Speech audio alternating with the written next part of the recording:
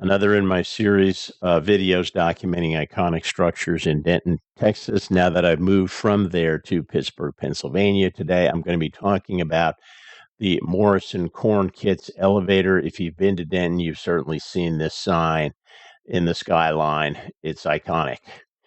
It is part of a large structure, you can see. It is also a rail serve structure, so certainly a worthy modeling subject. They make here corn kits, Morrison's corn kits for cornbread, and also Pioneer baking mix, things that you're probably familiar with at your local grocery store.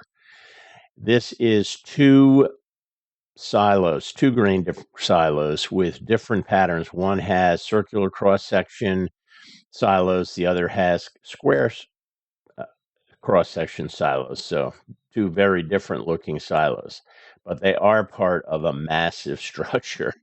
And that sign, of course, is iconic, would be a really cool modeling challenge. So, if you're interested in doing this model, please let me know. It would be a challenge, and I have a lot more photographs that I took, including some drone footage that I'd be more than happy to share with you if you're trying to build this structure. Until next time, Bob Johnson with PK and Modelwerx signing off. Keep on modeling.